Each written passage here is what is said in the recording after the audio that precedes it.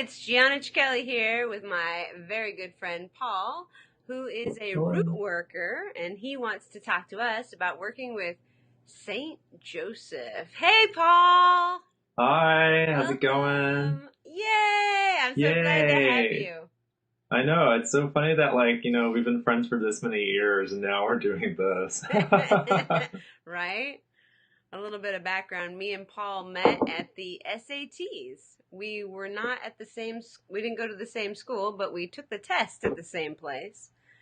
And he came up and asked me what my Z Nights Forever t-shirt meant. Oh my God. It's so funny, but I don't know if you remember, but it was like so early in the morning. It was sort of raining that morning too. I remember that.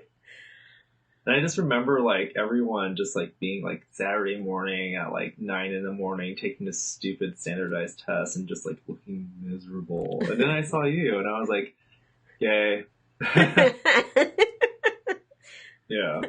And I was But probably like, yeah, I think that's like been really interesting because like not only were we like did we become friends, but we started going like sort of like, starting off like on a similar journey, like when it comes to like magic yep. We and getting to became know best spirit. friends. I know, And it's we so like, weird. didn't we start out in the same, we started taking classes together. Yeah, at that soap shop Yeah. in Brea. Yeah. Yeah. So, yeah, it's so interesting too because because my first introduction towards my first introduction to Saint Joseph, like you were present there. You were present there because I remember like I met my spiritual mentor, one of my spiritual mentors, Cindy, and she introduced me to Saint Joseph because that's her guy. And I remember like you came and visited me when I still lived in Olympia, Yeah. and Yeah. and I was just like, okay, I need to like make a circle and call this dude, and we are supposed to like petition him. So that And was you the were one, like, that was the first time you were doing that? that was the first time I did that. Yeah, Oh, I remember you that. I were. remember that distinctly. Yeah, I remember like we were in the backyard of that house called the Pony House I lived at. Yeah.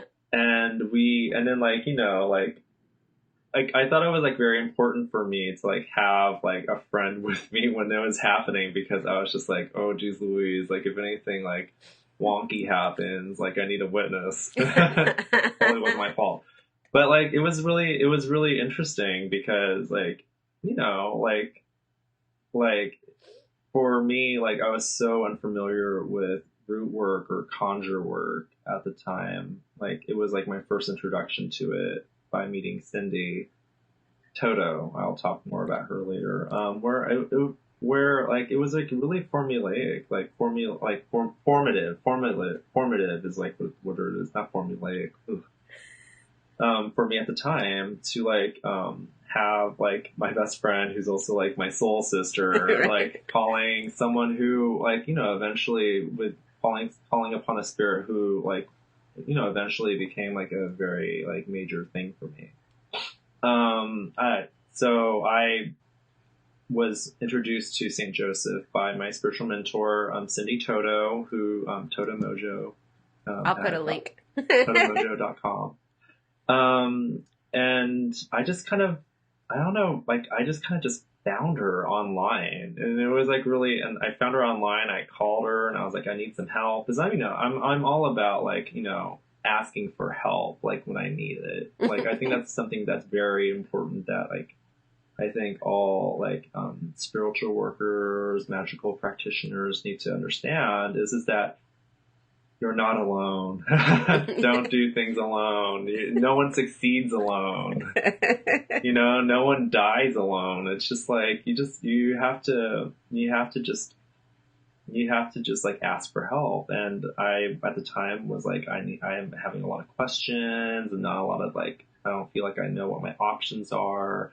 So I found Cindy somehow online, and I called her, and yeah, she was just did a reading for me, and then told me how to work with Saint Joseph, and I was like, okay, so now I'm doing this thing I've never done before. But it's like, it's so interesting because, you know, for her to like introduce someone who, a spiritual figure who, you know, I was familiar with because I did grow up in a Christian background, but like in the Protestant church, Protestantism, like all the saints are non-existent, and like Mary and Joseph take a very big backseat in the story because there's so much focus upon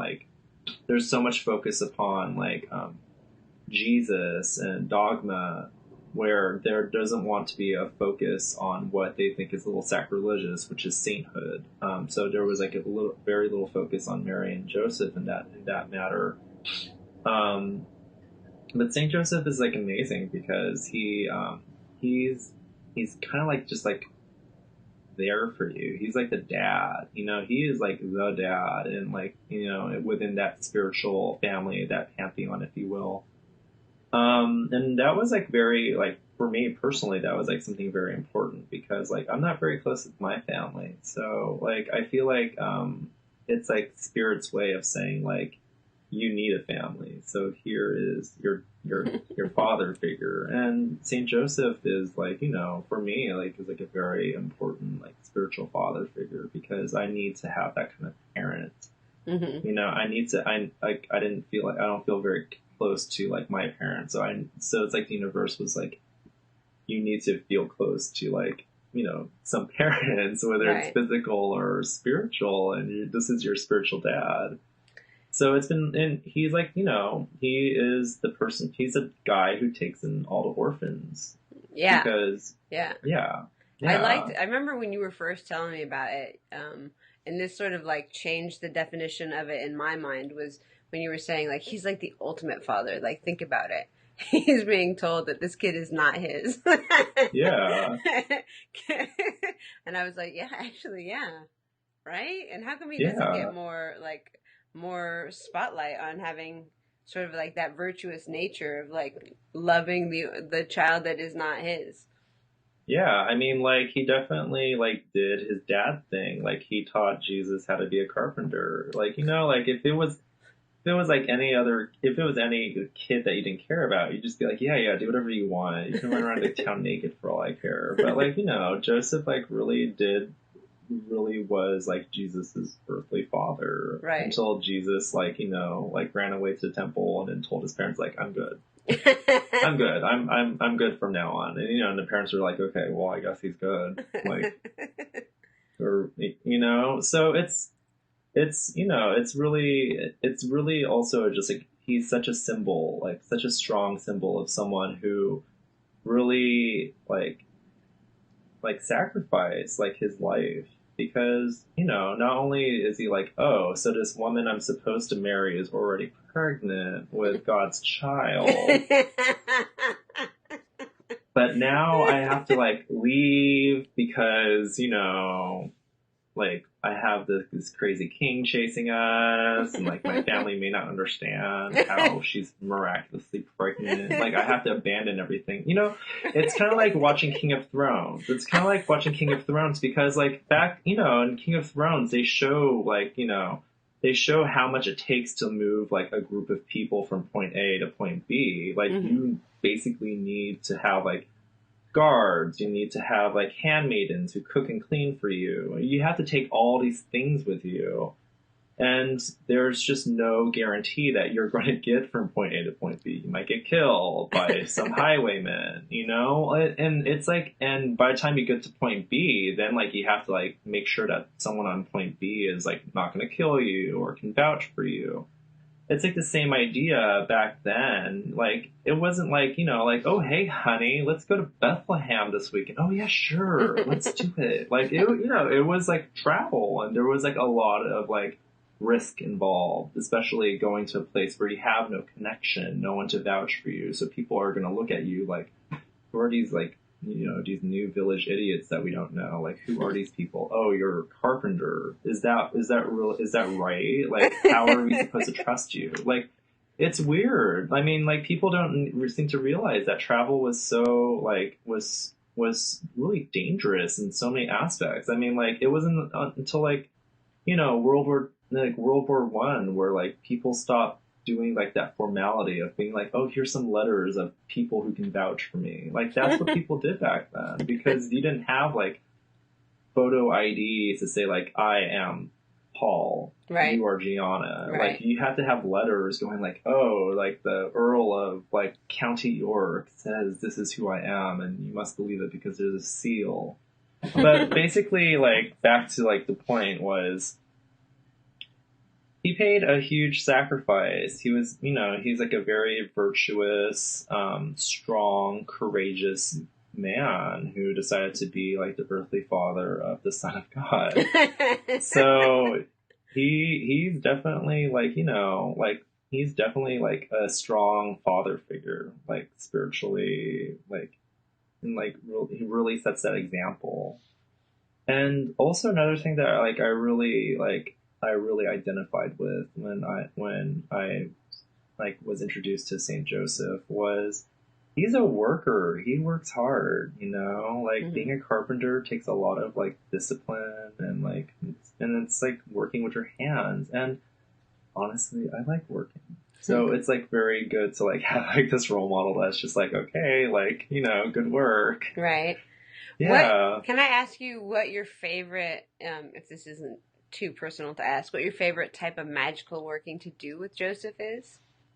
My favorite type that I've learned actually from my spiritual mentor, Cindy, is taking a birdhouse and just decorating it like with like a lot of colors that are Joseph-y colors, like green, like a nice forest green, cream colors, dark like wood browns, adding in like some gold and like some gold, like adding in some gold in there to like go for prosperity. And like, you really just like making this birdhouse that you can get for like $1 from like Michael's. Mm-hmm. And really making that like being like, yeah, like making that house be a symbol of your own house. Oh, okay. Making that a symbol of your own house, like maybe like gluing like a picture of your house underneath it, putting a little picture underneath the house. You don't have to glue it. Is this to create a prosperous house or to like get a house? It's to for me it's to protect the house and to bless it. So you pray over it, like you call upon Saint Joseph and you pray over your house and your household, like everyone that lives in it, like, your friends, your family, your cats, your dogs, and just be like, please look over this house and like, like make sure that we don't want for more, and also to keep us always like gainfully employed. Right. And help us be happy and healthy. All those things that like, you think about when you think about home, which is like safety, warmth, food, comfort, like being able to provide for yourself and your family.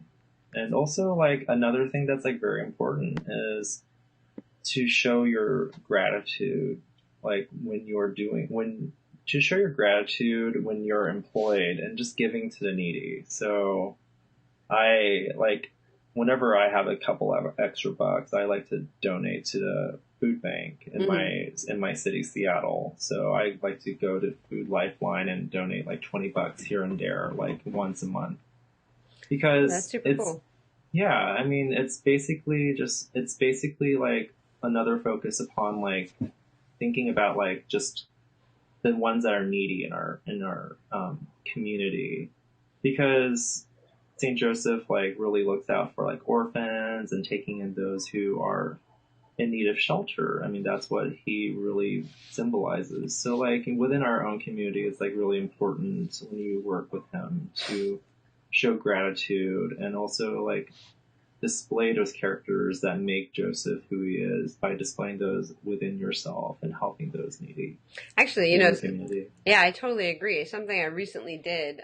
I noticed that like when there are needy people around, needy people who, they're asking for money, I don't usually have money on hand to give. So this is like in the last 2 weeks, this idea came to me to get a wad of $2 bills, right? I mean, it's $2 bills, but if you have enough on hand, right, so that you always have them with you, like in your car or Mm-hmm. whatever, every time somebody asks, you hand them a $2 bill, which is significant in conjure work because it's like lucky or whatever.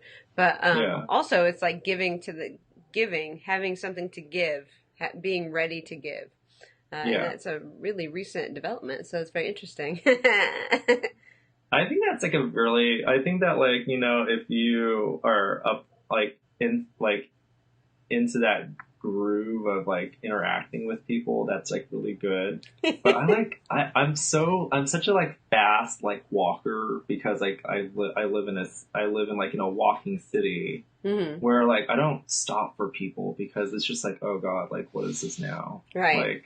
Right. Like like oh god, like Greenpeace, like Right, like I'm right. always looking for clipboards and just being like, no, just keep walking, just keep walking. So in your particular situation, giving a donation to a place once a month is perfect for the exactly, for the exactly. context. Yeah. So whatever fits good, whatever feels right for you. Like Mhm. I was like in New Orleans like earlier this month, and like I was like with some people who I haven't like hung out with outside of like this festival I went to.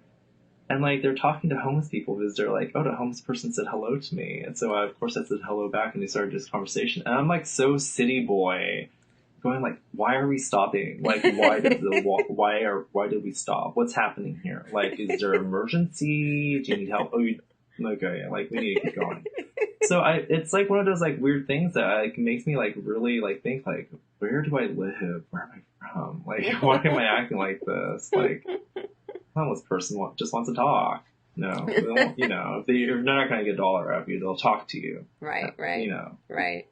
And that's another thing too. Is just like just human interaction. Like human interaction. I think that there's like a lot of like I think that like I have such differing opinions about technology. Like I don't really feel all the time like we connect with other people through technology, and I feel like that's something that like we really miss out on because I don't know. I think it's really weird that like we expect to leave our front door and expect to interact with people who we're going to immediately jive with. Like we are so afraid of conflict within our lives, like differing opinions. It's just like isn't that like what makes life like more interesting? But I don't know, that's just me. That's super interesting. That brought up something I wanted to talk about. Working with your spirits, working with your deities, working with the saints, whatever. You have to be in reciprocity, or as they would say in the Peruvian tradition, in Aini, or like in this give and take energetic, where like if you're asking for something from the spirits, you should also be giving. And you were saying that perfectly, like embodying the characteristics of Saint Joseph in your daily life. That is very important. I think a lot of people miss that. Yeah, I mean, like, obviously there's, like, like, the tradition of, like, laying down white flowers, like white lilies or white roses. Those are a little pricey. In front of, like, St. Joseph's candle or statue. Like, every morning when I, like, like, make coffee, like, I put a little cup of coffee in front of St. Joseph. I'm like, who doesn't want some coffee? Nice. So, but yeah, I give mine alcohol.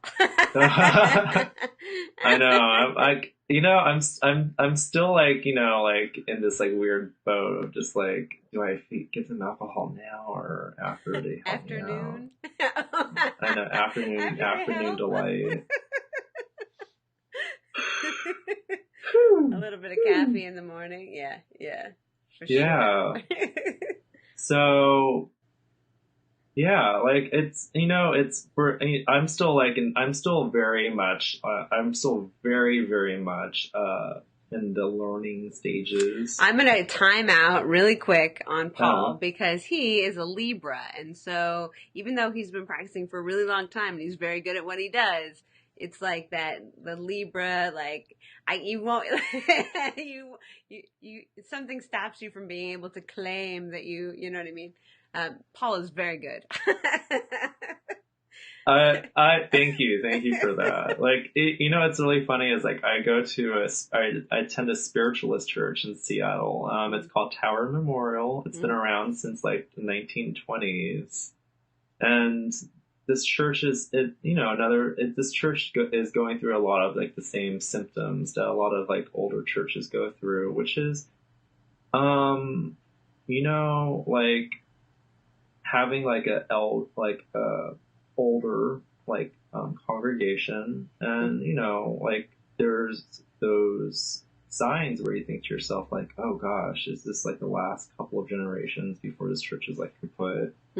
But like it's been so nurturing being able to go to church every Sunday morning and being able to be inspired by other people. They may not necessarily be people who live in Seattle, but this is like a spiritual community where you inspire yourself and you inspire others by being in the same like four walls together and just sharing like good intention and communing with spirit. And I forget where I was taking that, but church community, But basically, like, there's a part of the service where there's something called message giving, and like, if you feel moved by spirit to give another person in the congregation a message, you do so. And I always get these messages where they're just like, Paul, you're the one that needs to break the ice, and we're all waiting for you. Paul, you're the one that needs to make a move. We're all here for you. And I'm always just like, oh my God. You mean the spirits are saying that? They're like, make a move. We're here. Yeah. Like, but I'm not sure if I'm going to do it perfect. I know, which is so weird. It's so weird because I'm just like, oh gosh, just shake a tail feather. Come on. You got this. I go to New Orleans every November to attend something called the Folk Magic Festival that you've actually attended once with me. I know, my Facebook recently reminded me. It showed a picture that we took when we were there and was like, it's been 5 years. And I was like, dang. Wow, I know. Isn't that crazy? You went to the very first one, didn't you? Yeah. The very first one with you. It was fun. Yeah. And it's like a great festival, and it's really interesting because like one thing that like I always come away from that festival every year is just like, like it's like really fun, like learning how to do spells and make gree bags. But the one thing I keep coming away with every year from that festival is just like, that like real commitment that you need to make to yourself and with spirit or spirits or saints, whoever you work with, whoever you commune with, how important it is to like make that commitment to yourself and to keep up with those relationships, because those are relationships. Yeah, seriously. Yeah, that's always also, like something. Yeah. I feel like even when you commit to those relationships, well, at least maybe it's just me, but I feel like maybe it's a thing for other people too. Whenever like I'm committed to a lot of relationships, and that doesn't mean that it's gonna stop. Like, so Mother Mary has showed up now and made herself very present, and I'm like, okay, so now we're building a relationship. So yeah, how it is a relationship, but also don't be worried if you get more than one relationship, I guess. But treat them like beings. That like just like you would treat your friends. Yeah, exactly. Well, yeah, exactly. Maybe a little more reverence, but a little more reverence. That's it. But the spirits and the saints will tell you like, hey, like that's not cool, or right. They'll communicate in their own way, right. But a little reverence is always good. Oh yeah. And I definitely agree. What is that sound? Sorry. I heard a sound that sounded like a cat in a different place in the room, and both of my cats are sitting like right here, and I like looked over and realized that the sound It's not either of them. Oh. Oh, it's okay.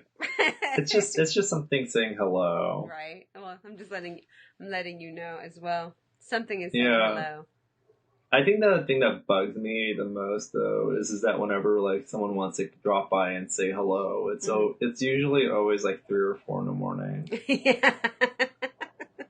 Like I'll wake up and I'll hear like a knocking on my wall and I'll just be like, oh my gosh, really? Come on, 2 p.m. Let's go for early afternoon, you guys. You know that's a thing, though. That's the thing. That's the time between 2 and 3.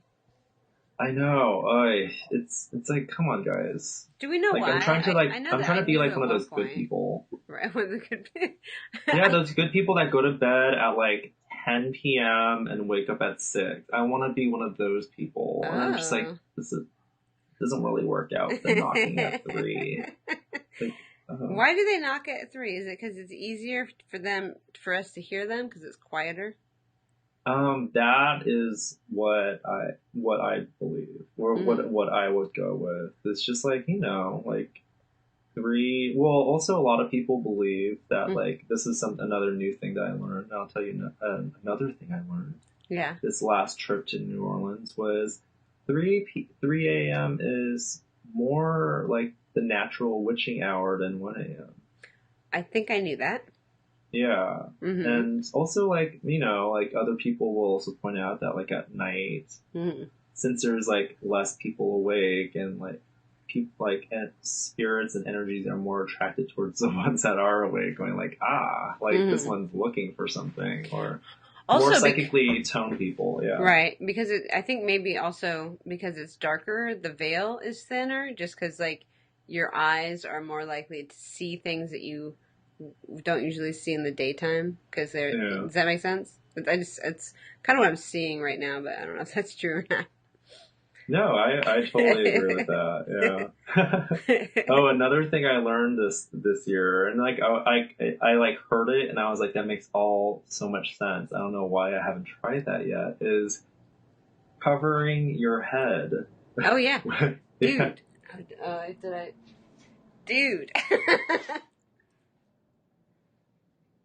What are you grabbing your head wrap?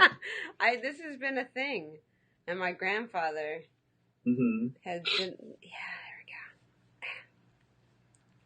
we go. It makes so much sense. It makes so much sense. Ever since you told me that story. Go ahead, continue. Yeah, it just makes so much sense because like I whenever I feel like whenever I feel like a spirit like a ghost in like a area around me, like trying to make its presence known, like I will feel like a pressure right here, like something is sitting on top of me, right? Yeah, it's so funny. And then like we were going into that really famous cemetery, St. Louis number 1, where Marie Laveau is buried. And I totally immediately feel something trying to sit on my head. I'm just like, oh, here we go. And then like I tried, and then like, I was like in one of the workshops, and they're talking about covering your head for protection and for protection reasons. And I started doing that, like while reading my friends, because I only read cards for friends or friends of friends. I'm not really I'm not really comfortable yet with the whole entire like, hey, like come on over, like stranger type of thing. I like to keep in the community, but I started covering my head with just like a plain white cloth that I had around, and it's really funny, but like I definitely still feel like spirits around me.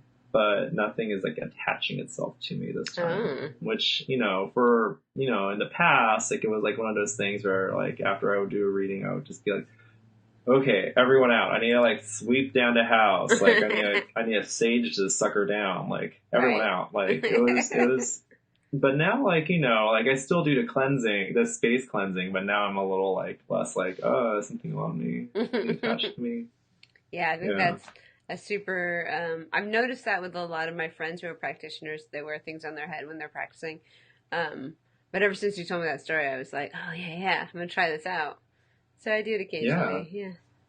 Yeah, I mean, like, I also attended this was very, like, very special for me this last month was attending my first voodoo ritual.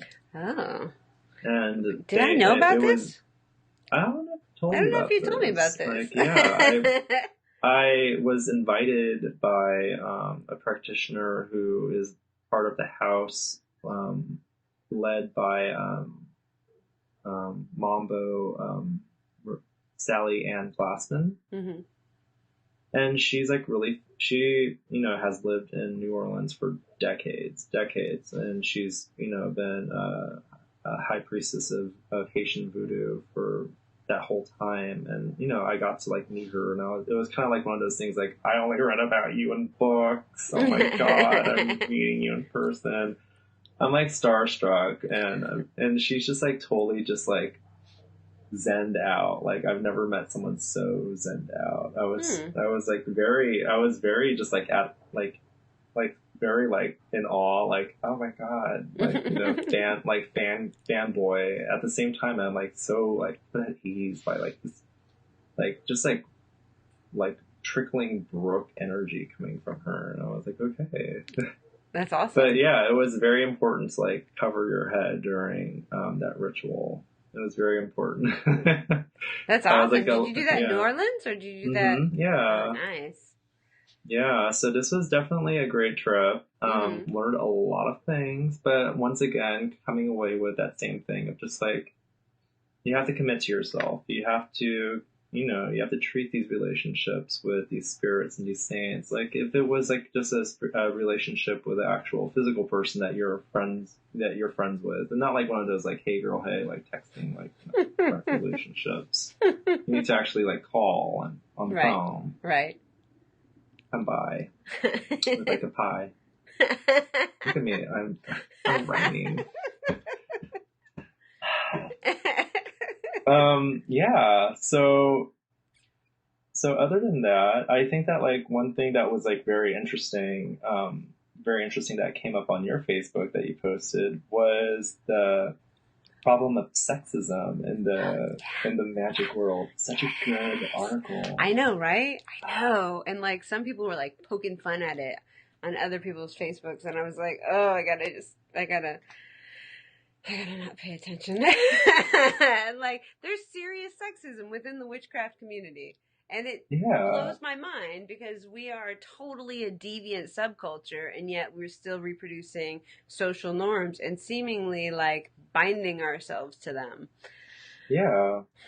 I thought it was like really, it was like a really good refresher for me, because like, it's true. Like, I am like, another guy, like just one guy in a group of female identified people sometimes.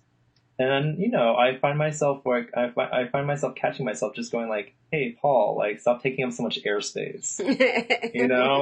Because it's true. Like, men are inherently taught by this patriarchal society to talk and be expected to be listened to. Right.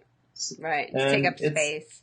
Right. It's not like this like discussion of like, should men speak or not speak. It's more of just like, like, know your privilege, and just check yourself sometimes. Right. Okay. Right.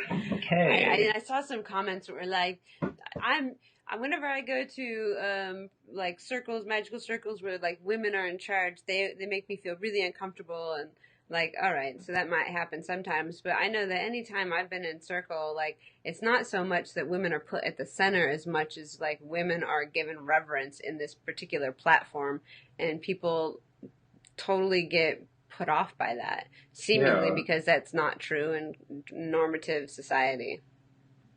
I don't even think of it as a women-centric thing, or like reverence for women. I was just like, so the leader of this event or this ritual is a woman. Okay, like, I know, they're the leader. Like, you know, all I expect from them is for them to be a good leader. Like, that's it. Like, I don't know that's all I want. Like, they organize, they lead, let them, you know, like, be nice and be like, oh, would you like some help? You know, but other than that, like, let them be the lead. Like, why not? Like, why is this like a question? Like, you know, oh, you feel uncomfortable. Great. Come on. I know, right? Come on. I know. I couldn't agree with you more. Yeah. It's weird. And also another thing that I sometimes like get weirded out by, and it's just like, it just shows that, like, you know, like in a lot of like societal ways, like the witch world and like the hoodoo world, it's just a parallel reflection of the primary society. So like, I don't like it like when there's like a lot of like jealousy amongst women. That happens sometimes, or it's just like, oh, who does she think she is type of like talk. Right. It's just like, let's just be happy for each other. Come on, let's just try that. Right? Let's not reproduce, you know? Society, all the negatives of society. Let's transform here between the worlds. I don't like to do crap talking sometimes, because I'm just like, in my experience, for me to do crap talking, I usually end up in the same room with that person. So I'm just like, if you're not going to crap talk to their face, because, you know, you're going to be at the same, like, you know, hors d'oeuvres table or bar getting a drink at the same time, like, don't crap talk. Right. You know, crap talking I do about people, I'm like, this is something I would say to them. Yeah. You know, like, I'm not going to be, like, viciously mean, but at the same time, like, oh, God, like, I'm going to, you know, if I feel like I'm moved to say something about someone, like, I should not be afraid to say it to their face. Right.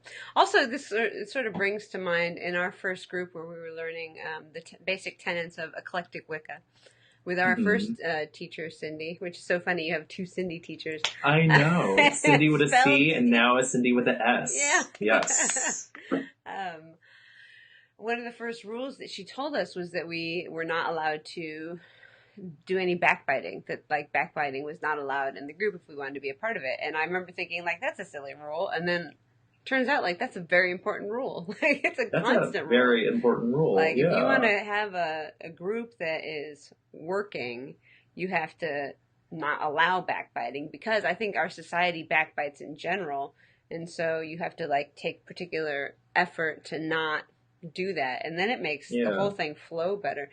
And maybe we should, you know, take that to our outside lives and not backbite in our daily lives. It's a process. It's a total like process in the works. I mean, come on, like, I'm not perfect. Well, yeah, well, you know, it's a process. Is that your phone? Is that your doorbell? What? No. Did you hear it? Was that? You're totally getting like all these like beautiful like cat bell sounds, and all I hear is like the decompressor, like the decompressor next door. I swear I heard like a no. All right. No. All good. Weird. But yeah, you know, what's like, you know, the thing is that like backbiting is. Jealousy is a very natural emotion. And I guess what I'm trying to say is that like, it's natural, and it's like one of those things that you deal with, and hopefully in a healthy manner, where you're just like, oh wait, why am I being jealous when I should just be like happy for them and like, you know, work on my own crap. But that's like something that like, you know, doesn't always work out for the best. So there is something called throwing that happens, and that's talked about within conjure work, where it's like basically it's like you know, drag race. It's like throwing shade, you know, like oh, girls throwing shade at you. Like, what you gonna do about that? So it's the same idea of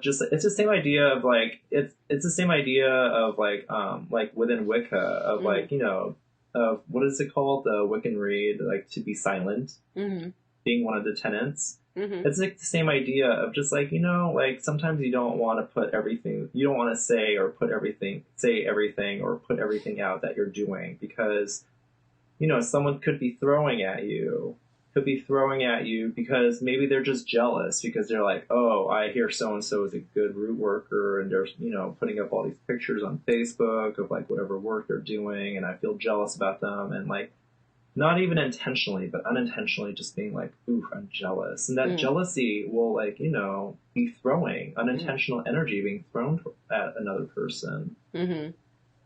Yeah. Yeah, So, definitely. I've noticed that if I don't tell people what I'm doing, I'm able to not. If you're telling people what you're doing, you're also thinking about what you're doing, and that disrupts the energetic flow of the magic. But also, if you're telling people what you're doing, then they're thinking about what you're doing, and that disrupts the flow of the energetic magic. yeah. Among all the other reasons why it is to be silent. I like to, you know, I'll talk about bits after the fact. But usually stuff that I'm actively working on, I don't talk about very much. Yeah, I like to think of it as like jury duty. Like you have like a certain like 6 months you can't talk about. No, I'm just joking. But yeah, you know, like wait like 6 months after the fact, and you're like, oh yeah, I was on that jury. Someone was wearing white after Labor Day in that jury. Did not like that. All right. What else do we want to talk about with Saint Joseph? We've hit Saint Joseph. We've hit conjure root work. We've hit feminism within witchcraft. we've hit covering your head and being aware of thrown energies. Did you want to say anything more about throwing energies? How to protect from being thrown at? If you feel like things are like wonky in your life, and this is another like great like Cindy Toto lesson is when you feel like things like don't feel like right in your life, and you're like, oh, I feel blocked. Clean your house. Just clean your house. Like whenever I feel like things need to start moving in my life, I immediately just start like I start scrubbing my bathroom from top to bottom. I just did that recently actually, and start purging your house. Start purging your house of stuff that don't work for you. Basically, go with that Japanese lady's book. And if you have questions about something, like start purging your house. It's like if you have questions about like, I don't know, like this bottle of water, and you're just like, how does this bottle of water serve me? Oh, I don't want to show that. Okay. Product placement. I know. It's only 99 cents. But like, you hold it and you think to yourself, how does this serve me? Is this utilitarian or does this bring me pleasure? You know, and if none of those things come up, you need to get rid of it. And yeah, so that's like something that like I like, you know, like learned from Cindy, and it was like very is it like utilitarian or does it bring me pleasure? And if it doesn't, it's out. Yeah, it doesn't serve you, so what's the point of keeping it? It's just dead weight. That's very good. Yeah, I mean, like, oh gosh, like I like yeah, like moving energy, moving things out, moving allows for new, better things to come in. Right. So that's like a way of looking at like why you should purge. It's like, oh, maybe I love this sweater, even though like it was only fashionable during the early 90s, and like I only look good in it if I lost 20 pounds. Get rid of it. Right. Oh my god. Right. Get rid of it. Just get rid of it. Yeah. So yeah, I definitely have learned a lot of great things from my teachers. For sure. Yeah. For sure. Yeah. So like, cleaning house is a great way of like, you know, not only actually physically cleaning your house, but like really spiritually cleaning yourself. Because your house is something that nurtures you. Right, so why would you not want to take care of that? A daily, weekly, monthly practice to like keep your mundane world in line as a means of keeping your energetic world in line. Yeah, it should all connect because it should all. Well, that's another thing is that like it should all connect because like spiritual like working and living with spirit is not something that's like separate from the physical world. You know, Right, I think exactly. that like some people who are root workers would also identify as being pagan. Hmm. And it's one of those things of just like, yeah, like why would my house not be part of like my spiritual life and practice? You Hmm. know, it's where I live, it's where I sleep, it's where I shower and eat, and it nurtures me, it takes And the care of spirit, yeah, me. and the spiritual world is like resting on top of, or within, or like simultaneously with the mundane world, which is actually a very shamanic and magical understanding of religious practice or spiritual practice, which I have come to find, like, I keep trying to, I've been working through this one a lot, but just like for the shamanic practitioner or for the magical practitioner or for the root worker or for anybody who practices with spirit, there is Hmm. not a mundane or a profane and a sacred. Everything is sacred. Yeah, like, yeah, like it's always, the sacred is always there. Some places are more imbued with energetic power, but like in everything there is that spirit, and you have to be aware that the mundane or the profane is constantly in contact with or interacting with the sacred and the spiritual. yeah. I like to go back to what you were saying about spaces that are imbued with energy. I'm just Hmm. like, oh gosh, that's like one thing that I like learned in the last 2 years where I was like, oh, I never realized how important this was. But like having like dedicated space. Hmm. I mean, it's not to say that like if you dedicate a space towards like I don't know like reading books or dedicating a space to meditation or having like a separate like dedicated altar space like that's permanent. Like you can't like change those spaces for whatever intentions you want like later down the line. But like having like dedicated space to like work, whether that means to like meditate or to like work an altar or to like work on yourself, like Hmm. on your passion projects. Like I want to be a photographer or something like that. How important that is to like like really being able to like expand your consciousness. Hmm. Yeah, Hmm. it's like so important to like really commit yourself, but Hmm. also to like dedicate space Yeah, towards for that type of sure. work. Yeah. Yeah, like I have, and now that I think about it, I have like multiple altars going all simultaneously, like kind of all the time. Like right now, I have like sort of like my main altar, but then like everything that I arrange with magical intent. Hmm. And that's sort of a practice that has evolved with me as I've continued to like work through with spirituality or whatever. But you bring up a very important point, the needing to dedicate space, and I just realized like, oh yeah, like yeah, you got to dedicate space, and even in the non-dedicated space, you got to make sure that like the metaphors of the space or the symbolism of the space is working in your benefit. Like sort of Yeah. like treat every sort of space as altar-ish, even if it's not a fully working altar at the time, you Yeah, like it's know. like one of those like things where like for a long time, like I always had this like habit of like creating like a garbage corner in my bedroom where it Oh. would literally be a stack of papers Hmm. that I would just like paper. I don't know why, but I was like really into collecting like just everything that was like printed on paper. I just collected it. And it would just like be in this like neat little dusty pile in this corner. And then I moved in like after I like moved a couple more times, I was like, wait, why am I doing this? Like, ew, what is this garbage? That like it's like literally like stale energy, like Hmm. this like void energy corner that I made. I was like, like how did I just hex myself? Like what's happening? Yeah, exactly, Yeah, exactly. so like like I know that people are really into having space in their houses. I like to watch a lot of like home like real estate shows on Netflix, like Hmm.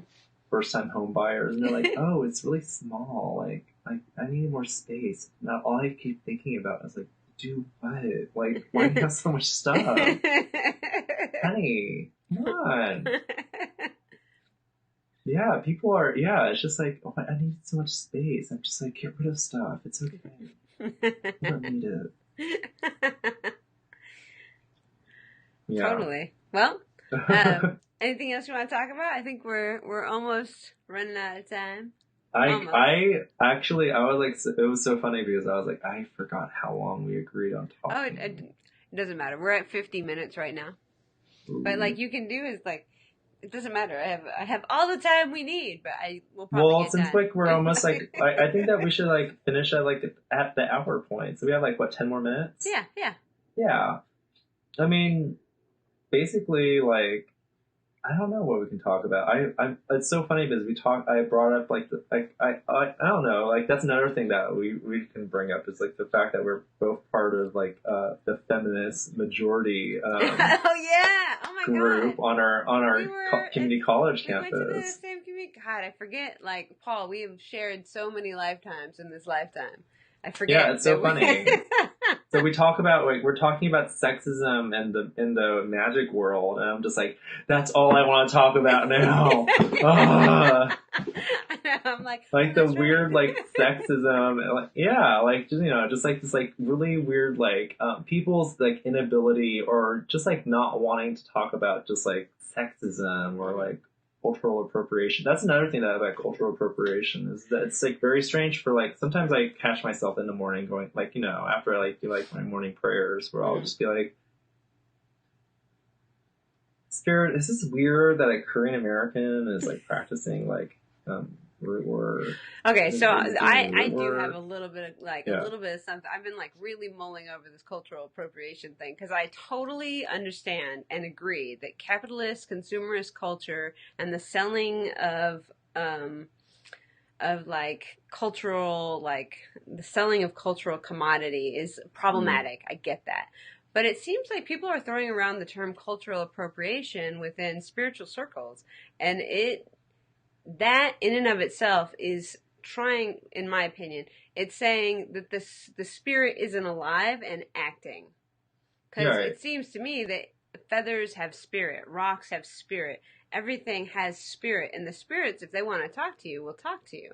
And it doesn't matter what your ethnic background or what your racial category may be. The spirits will choose who they want, and they will work with you. Like, we don't get a choice.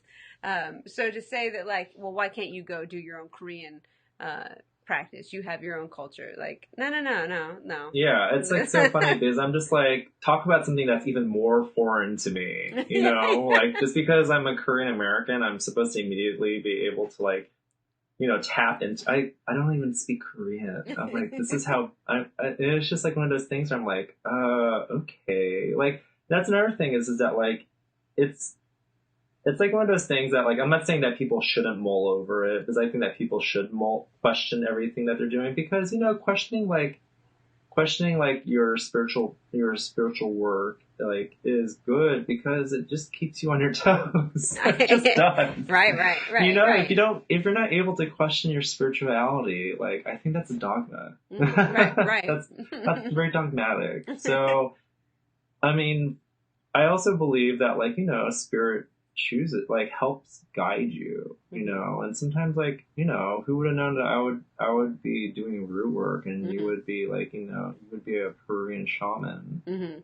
Like we don't always get to choose like how a spirit wants to work with us. And also another thing too is that like I think that like when you like spiritually need something in life, like the universe like gives it to you like in a very matter of fact way.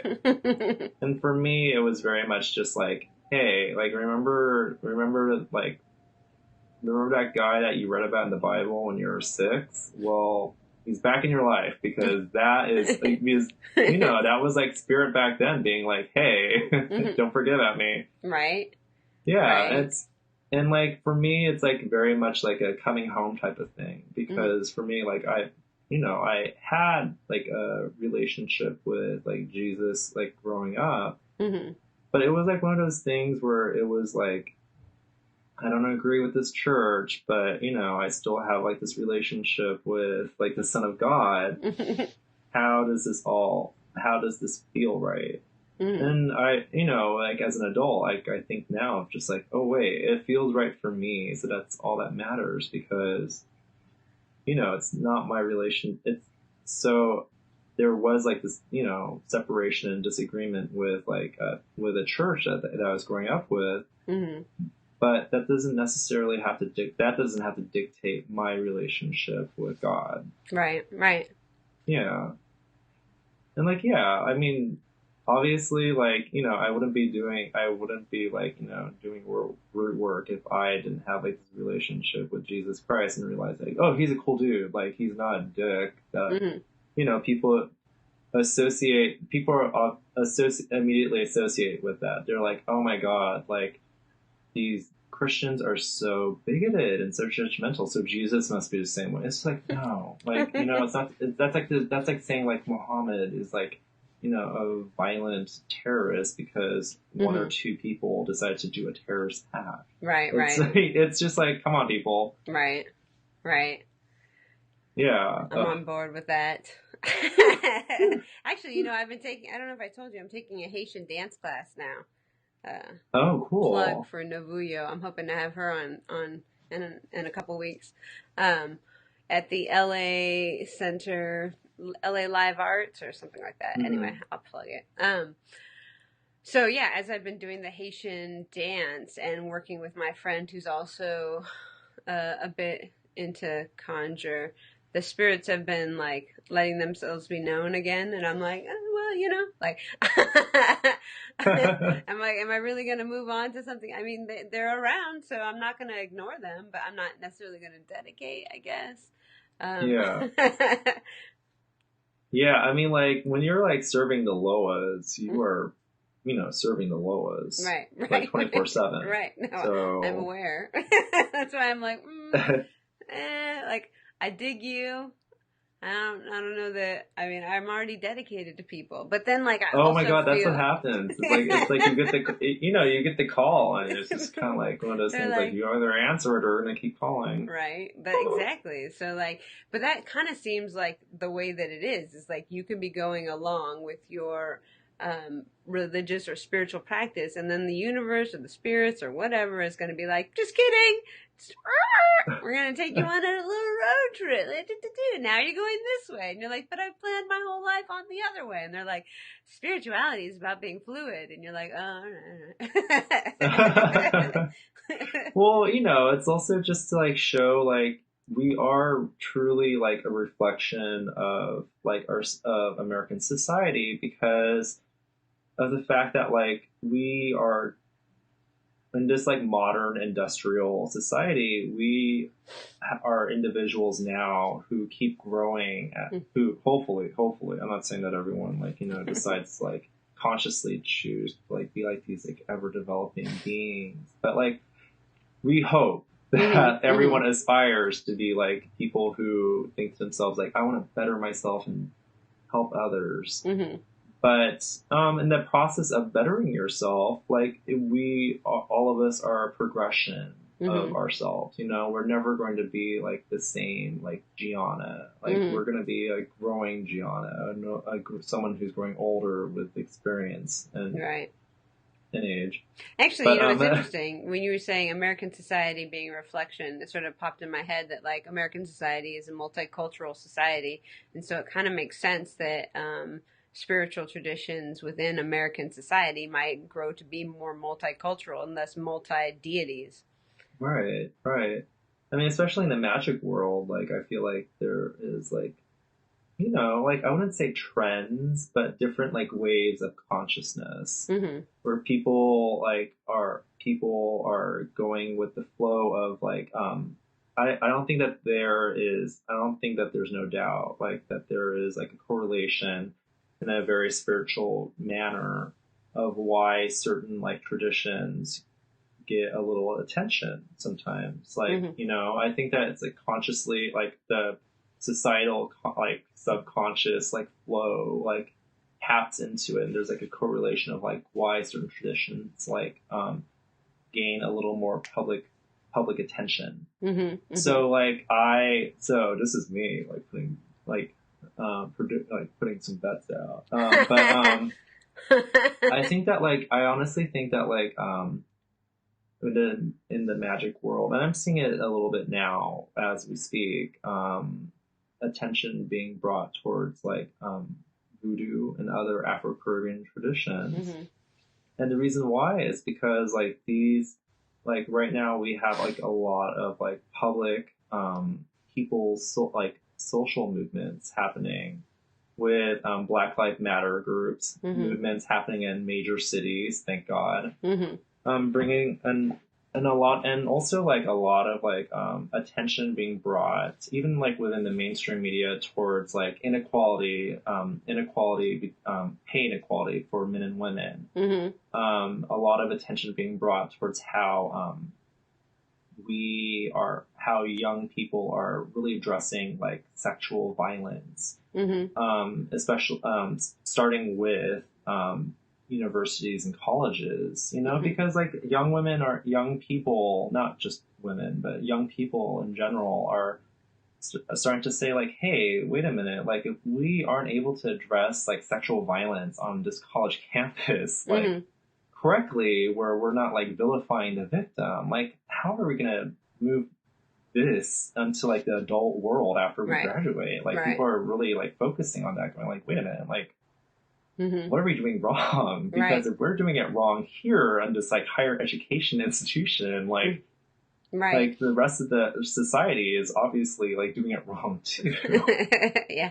Yeah. So I think that like, like a lot of those African Caribbean traditions, the reason why I'm saying all of this is because those traditions show the resilience of spirit, of the resilience of ancestor worship that like, is the basis and the crux of like all of these traditions is like your relationship not with only with like your motherland, but with your ancestors and with all those like those major like spirits that like that kind of umbrella over all of those things. Like it shows the resilience and shows the strength and the courage and the resilience of like African people within slave culture. They were able to like really just like keep it together, like, and resist and keep strong and fight against like this oppressive like system. And I think that like mirroring what's happening now in American society, we're going to see a little bit more attention being brought towards these Afro-Caribbean traditions because of that, because they're going to see that strength and they're going to be like, that inspires me. That inspires me. Not Which I think, going to say, yeah. Right. I think that's really good too, because I remember when I was like, working on my thesis, so, not that long ago, talking to people and in the magical community, and they would say like, yeah, I practice magic, but not voodoo. Like they would be afraid of that. And I kept thinking that seemingly, and like even in current culture, like when people talk about voodoo dolls, you're gonna use a voodoo doll on me, not realizing that the language that we use has meaning, and that you're sort of like continuing this racist paradigm over and over again by vilifying voodoo in particular, even among magical communities. So I like that. I really enjoy that it's getting a turn in the spotlight, and maybe people are becoming more aware that it's not what they thought it was, and that like being able to see the strength in keeping that tradition going even through all the oppression. Yeah, I mean, like I'm gonna say that I highly doubt that there's gonna be like this like huge upsurge tick and like memberships going up in like every house across the country, like all of a sudden like like a tradition a house might spring up somewhere in Seattle, and like I don't think that's gonna happen, but I think that there's definitely gonna be like more people who are interested in like seeing and like studying, reading, and being inspired by like those like correlations between like resistance against like oppressive institutions and like Afro-Caribbean traditions. Yeah, and I think that's gonna be like really interesting. Yeah. Yeah, awesome. All right, well, we are out of time, Paul. It was a pleasure to have you, and thank you for sharing your insight and your wisdom on all these topics. Yeah. Ooh. I was like, that was like a whole hour of talking. Yes. I don't know how people do this every week. Thank you right. for having me. My pleasure. All right. Bye. All right, bye. Love you. Love you too. Everyone take